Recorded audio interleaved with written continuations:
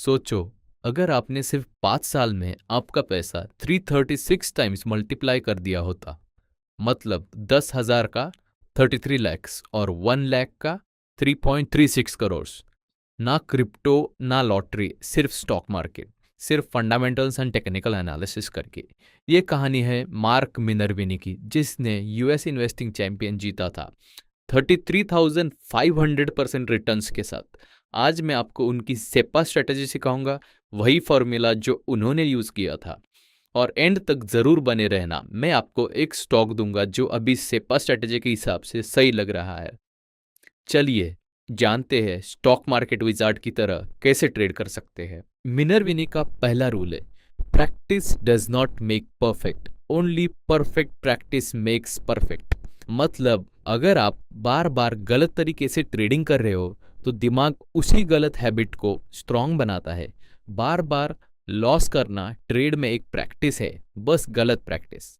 इसलिए सबसे पहला काम, सही प्रिंसिपल्स आइडेंटिफाई करो और उन्हीं को रिपीट करो। आपने सुना होगा पी रेशो कम है तो स्टॉक चीप है। मिनर्विनी कहते हैं जब कोई कंपनी तेजी से ग्रो कर रही है तो सिर्फ पी रेशो एक गलत मेट्रिक है। हाई पी का मतलब है मार्केट को उस कंपनी से बहुत एक्सपेक्टेशंस है, तो सिर्फ पी रेशो देखना एक रॉन्ग पिक्चर शो करता है। तो याद रखना, high P means high potential and high expectations from the stock. अब लोगों का सवाल आता है पी कितना एक्सपांड हो सकता है, तो अप्रॉक्सीमेटली पी मिनर्विनी कहते हैं 2.5 से 3x तक एक्सपांड हो सकता है। उसके बाद आपको उसको अलर्ट लिस्ट पे डालना पड़ेगा, टॉप आ सकता है उसके बाद। जैसे कि चलो इसको एक एग्जांपल के साथ समझते हैं। ये है डीमार्ट का स्टॉक। जुलाई 2019 में अप्रॉक्सीमेटली इसका पी 90 के अराउंड था। वहाँ से एक्सपांड होके बढ़ के ऑलमोस्ट 3.5 टाइम्स, मतलब 313 के पी पे ये स्टॉक 21 अक्टूबर 21 में गया था। मतलब 3.5 टाइम्स पी एक्सपांड हुआ और उसके बाद वहाँ पे टॉप बना। अगर आप प्राइस भी देखोगे तो अप्रॉक्सीमेटली 4.3 टाइम्स स्टॉक ने रिटर्न्स दिया था और 14 अक्टूबर 2021 में स्टॉक ने हाई बनाया था। जो हमने देखा कि पी 90 था जो 19 जुलाई 2019 में, अगर वहाँ से हम प्राइस देखें 19 जुलाई 2019 से, तो 1500 का प्राइस अप्रॉक्सीमेटली 5300 तक चला गया, मतलब 4.3 टाइम्स मल्टीप्लाई हो गया। तो ये हो गया पीई का एक्सपांशन। 3 मेजर पॉइंट्स याद रखना। एक है, there is always a right and wrong time to buy. Stocks खरीदने का हमेशा सही और गलत टाइम होता है। नेक्स्ट है, जो स्टॉक्स आगे सुपर परफॉर्म करेंगे उन्हें पहले से ही आइडेंटिफाई किया जा सकता है। तीसरा है, अगर आप ये स्टॉक्स में राइट टाइम एंड मूव आने से पहले इन्वेस्ट करते हो तो एक छोटे कैपिटल से फॉर्च्यून बनाया जा सकता है। यही है आज का असली फॉर्मूला, सेपा स्ट्रेटेजी के 5 फ्रेमवर्क है। पहला है ट्रेंड, स्टॉक पहले से ही एक क्लियर अप ट्रेंड में होना चाहिए। दूसरा है फंडामेंटल्स, अर्निंग्स, रेवेन्यू, मार्जिन सब इंप्रूव होने चाहिए। कभी कभी माइनर वेरिएशंस आ सकते हैं मार्जिन्स एंड अर्निंग्स में due to certain reasons which are genuine, then it can be still put into the strategy. Next है कैटलिस्ट, हर बड़े मूवर के पीछे एक वजह होती है, जैसे कि कोई नया प्रोडक्ट आ रहा है, कोई नया कॉन्ट्रैक्ट का अप्रूवल है, कोई गवर्नमेंट से ऑर्डर मिल रहा है, या कोई एफडीए का अप्रूवल है, नया सीईओ ज्वाइन कर रहा है, नया प्रोडक्ट लॉन्च हो रहा है, ये सब कैटलिस्ट हो गए। नेक्स्ट है एंट्री पॉइंट, सही एंट्री पॉइंट बहुत ज़्यादा ज़रूरी है, वरना आप जल्दी स्टॉक से एग्जिट कर लोगे। Exit point, stop loss set करो ताकि लॉस कंट्रोल में रहे और सही टाइम पे प्रॉफिट बुक करना भी आना चाहिए। तो risk management is very important. Minervini हजारों स्टॉक्स को एक फनल से फिल्टर करते हैं, पहले ट्रेंड टेम्पलेट, फिर फंडामेंटल्स। जहां 95% स्टॉक्स फेल हो जाते हैं, जो बचते हैं उन्हीं को डीपली रिव्यू करते हैं। हर स्टॉक्स 4 स्टेजेस से गुजरता है। स्टेज 1 होता है जो निग्लेक्ट फेज होता है, स्टॉक साइडवेज मूव करता है, कभी कभी सालों तक साइडवेज रहता है स्टॉक।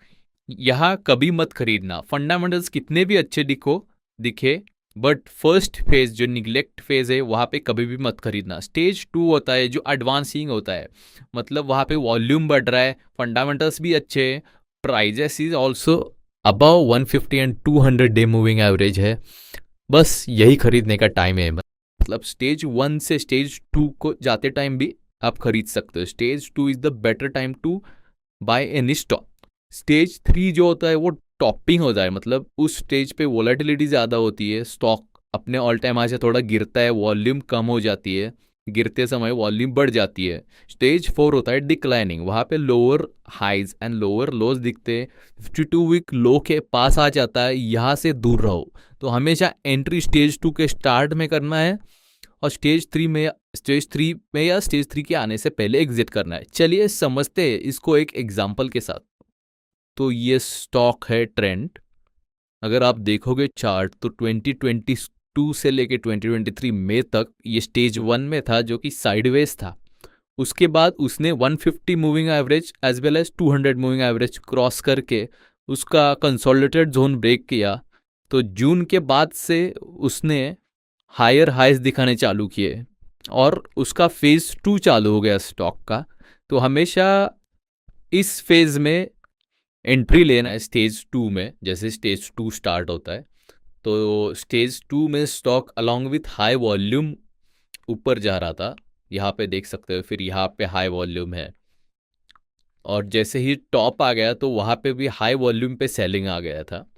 तो स्टेज 2 के एंड में, मतलब अप्रॉक्सीमेटली अक्टूबर 2024 में स्टेज 2 का एंड हो गया था, ऑल टाइम हाई पे गया था स्टॉक और वहाँ से वोलेटिलिटी बढ़ गई थी स्टॉक की और गिरते समय वॉल्यूम ज़्यादा था स्टॉक में।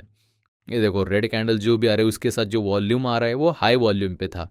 तो स्टॉक ने स्टेज 3 वहाँ पे चालू किया था और फेब 2025 के बाद स्टेज 3 चालू किया जैसे ही स्टॉक ने 150 एंड 200 मूविंग एवरेज के नीचे क्लोजिंग दिया।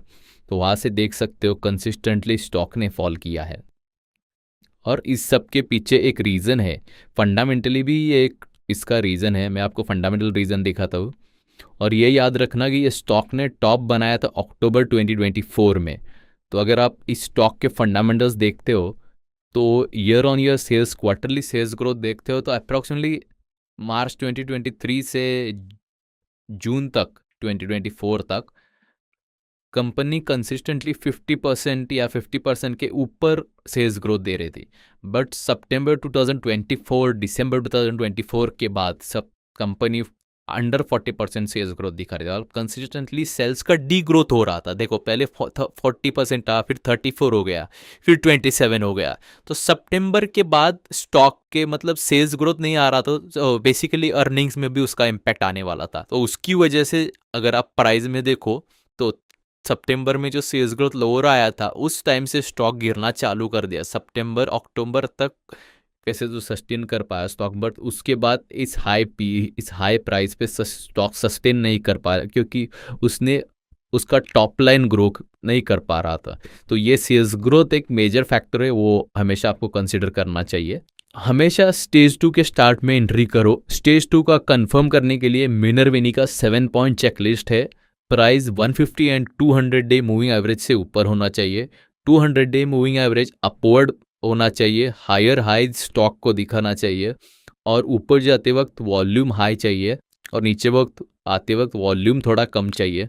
मिनिमम रिक्वायरमेंट है 52 वीक लो से कम बड़ा रैली देना चाहिए और 52 वीक हाई से 25 से 30% नीचे ही चाहिए। बिग इंस्टीट्यूशंस क्या देखते हैं? Earning surprises, accelerating EPS, sales growth, expanding margin, analyst upgrades. जैसे एक कॉकरोच इफेक्ट होता है, मतलब कोई भी एक सेक्टर में अगर कंपनी ने अच्छा रेवेन्यू दिखाया तो मोर प्रोबेबिलिटीज होती है कि वो सेक्टर में बाकी कंपनीज भी अच्छा रेवेन्यूज दिखाए। तो उसकी वजह से आपको ये कंपनीज और वो सेक्टर ढूंढने पड़ेंगे। और कंपनी का फंडामेंटल्स एनालिसिस करते समय अगर अर्निंग क्वालिटी आपको चेक करना पड़ेगा। 3 तरीके से आती है, ज़्यादा सेल्स, प्राइस बढ़ाना, मतलब प्राइसिंग पावर था कंपनी के पास, या कॉस्ट कटिंग। सबसे वीक वजह है कॉस्ट कटिंग। तो अगर कॉस्ट कटिंग से ग्रोथ आ रही है अर्निंग्स में तो ये रेड फ्लैग है। मिनरविनी का फेवरेट कोट है, मतलब अगर आप बेट ही नहीं करोगे तो जीत नहीं सकते और सारे पैसे हार गए तो बेट ही नहीं कर पाओगे। जो स्टॉक्स 52 वीक हाई के पास होते हैं वो एक्सपेंसिव लगते हैं, इसलिए रिटेल इन्वेस्टर्स मिस कर देते, लेकिन यही लीडर्स आगे सबसे ज़्यादा चलते हैं। तो हमेशा याद रखना, फॉलो द लीडर्स। अगर लीडर्स में फंडामेंटल ग्रोथ है एज वेल एज अपने फ्रेमवर्क में फिट हो रहे तो prefer leaders as compared to other players. Risk management ही असली गेम चेंजर है।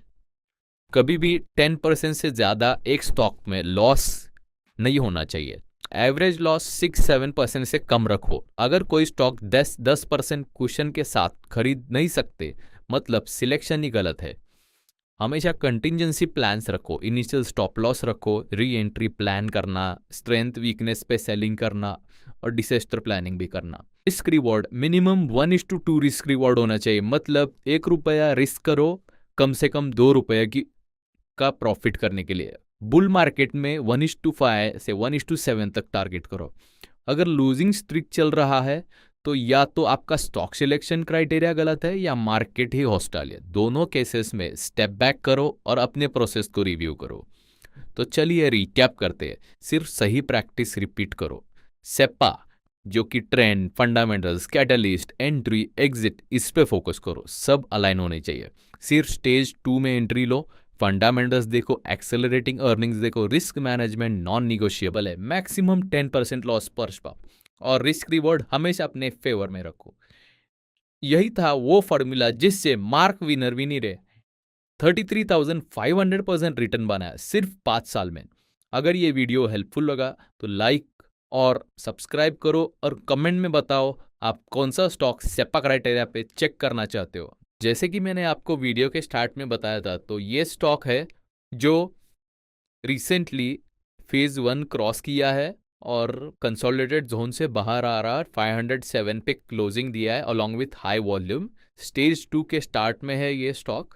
अगर आप इसका रिजल्ट्स देखो तो क्वार्टरली रिजल्ट्स के हिसाब से YoY सेल्स ग्रोथ अगर आप देखो ईयर ओवर ईयर, तो पहले 6% था, बट अभी 18% से 30% तक का सेल्स ग्रोथ कंपनी ने दिखाया है। तो टॉप लाइन ग्रोथ अच्छी है, ऑपरेटिंग प्रॉफिट मार्जिन्स इंप्रूव कर रहे हैं, अर्निंग्स में इंप्रूवमेंट दिख रहा है, एज वेल एज चार्ट पे भी कंपनी अच्छी दिख रही है। स्टेज 2 चालू हो गया है ये कंपनी का।